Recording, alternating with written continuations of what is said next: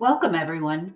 Today, we're diving into a crucial topic: building social emotional competence in early childhood.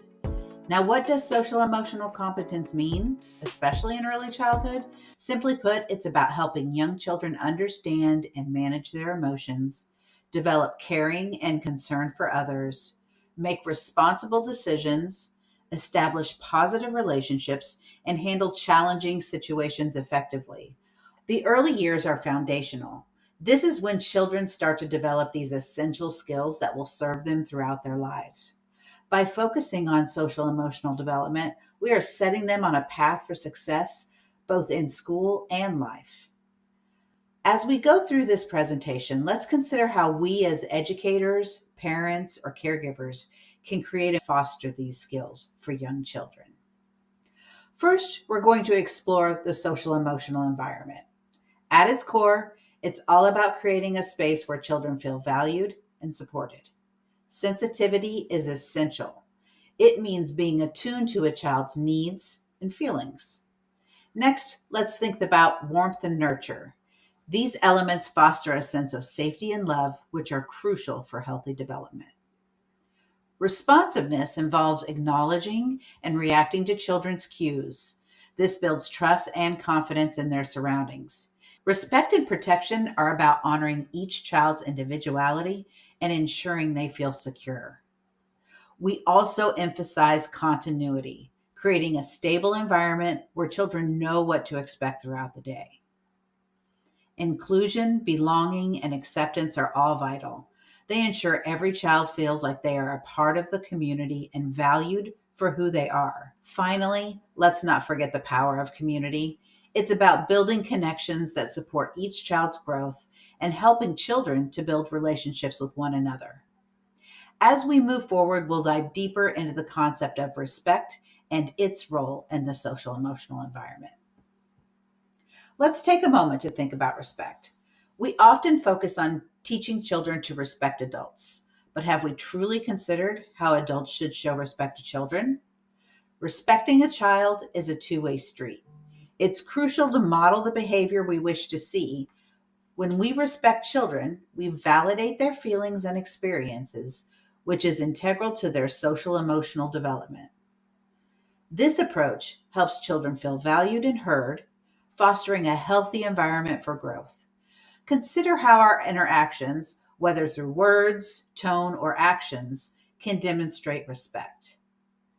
Respect is foundational to building trust and connection with children. It's not just about teaching, it's about embodying respect in our everyday actions.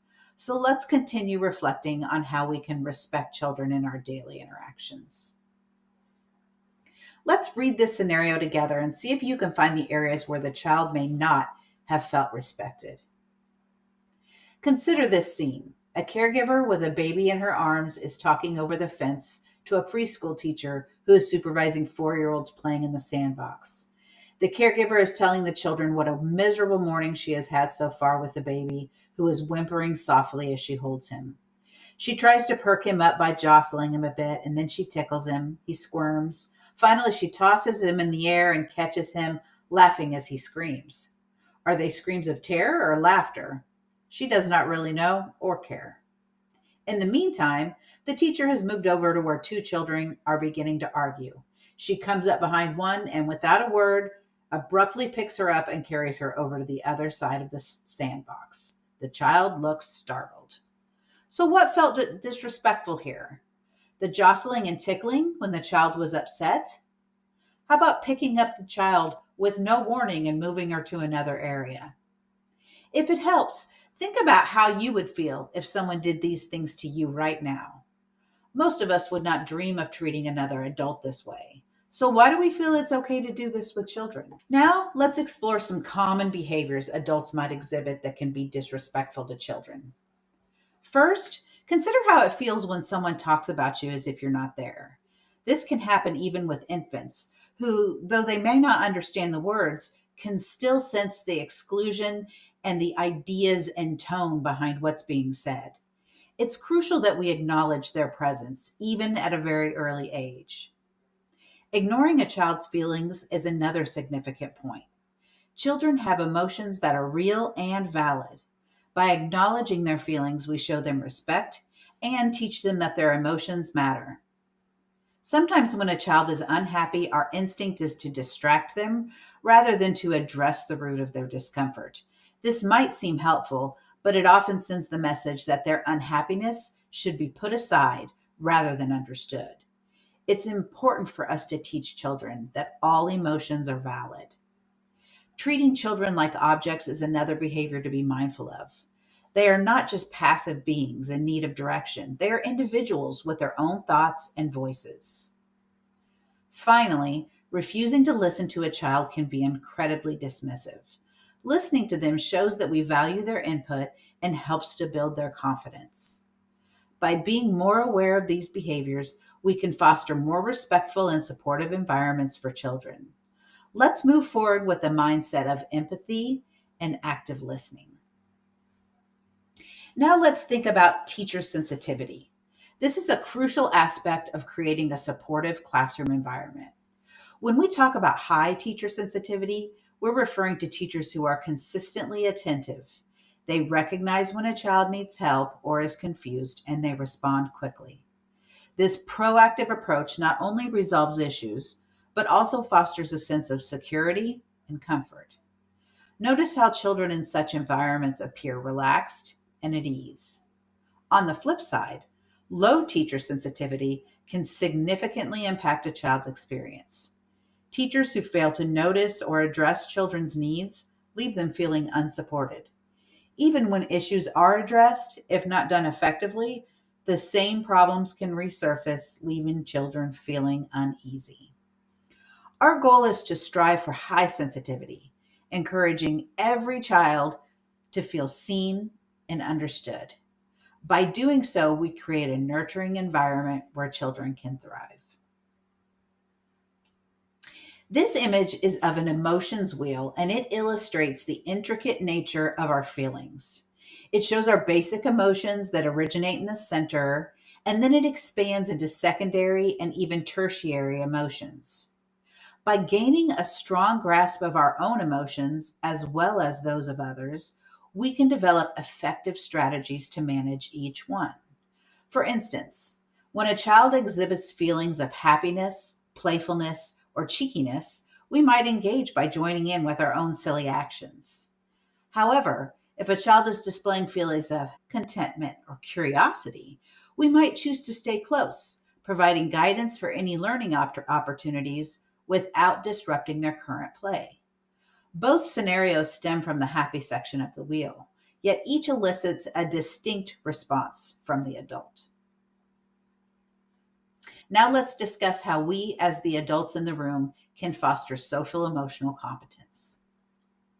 Let's explore what it means to be a warm and nurturing environment for children.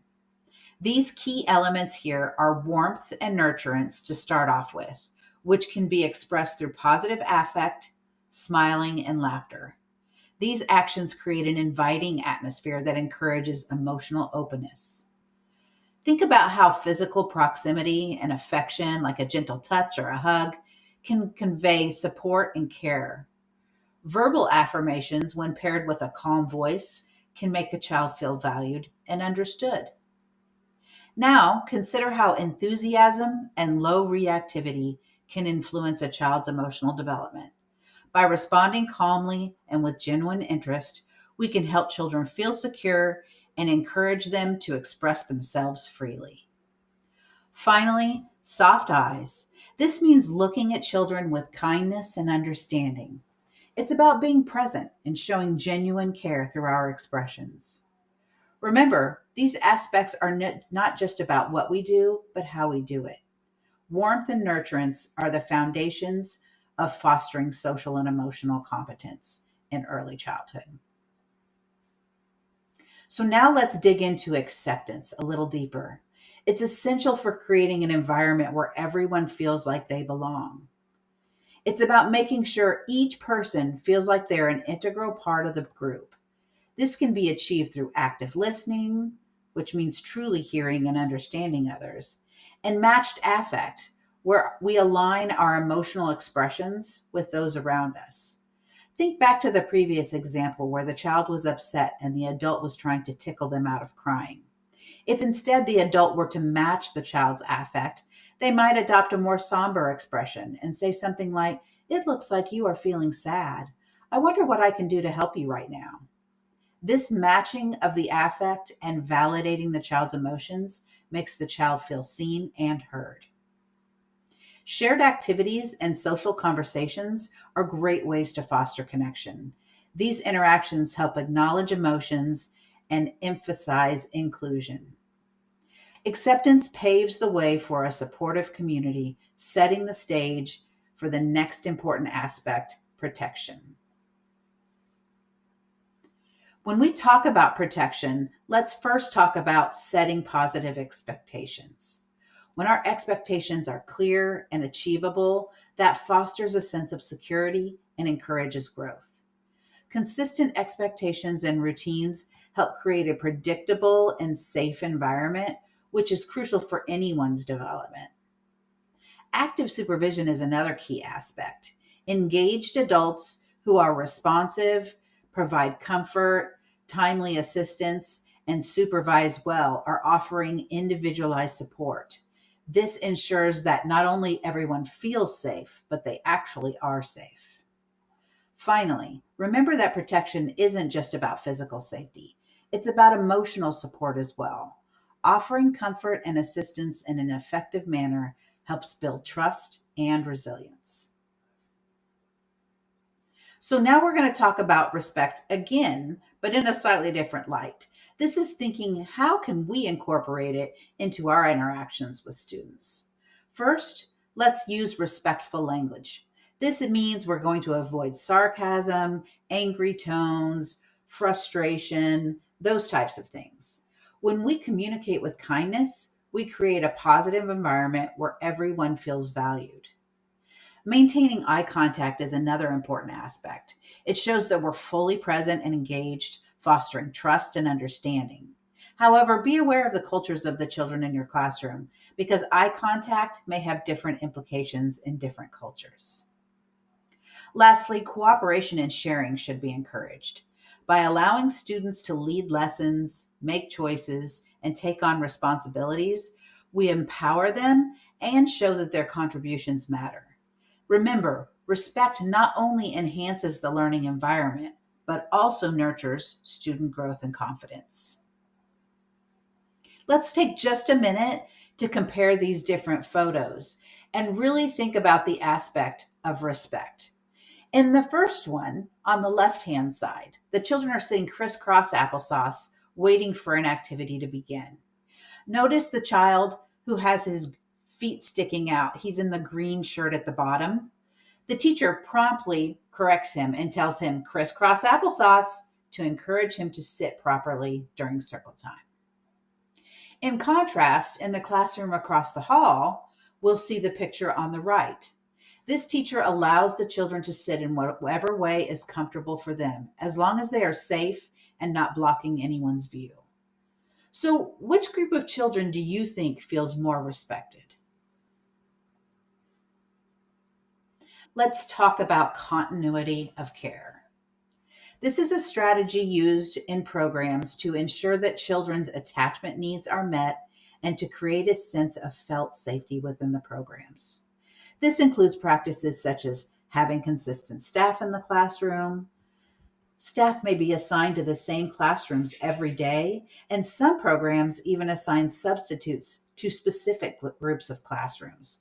This way, when a substitute is present, it is someone the children are familiar with rather than someone new each time. Additionally, some programs may have children stay in the classrooms for longer periods to help nurture that consistency with a familiar adult. Primary caregiving involves assigning specific staff members to individual children in the classroom to build strong relationships. These caregivers are often responsible for screening, assessments, curriculum planning, and communication with the parents of that child. Although they care for all children in the classroom, they develop a particularly close bond with their assigned children and become well acquainted with them and their families. Both of these strategies help foster positive relationships between children and families and support attachment for young children. I hope this presentation provided you with a new perspective on social emotional competence in early childhood classrooms. If you enjoyed this video, please like it and consider subscribing to my channel, Learning to Teach in the Early Years. Thank you.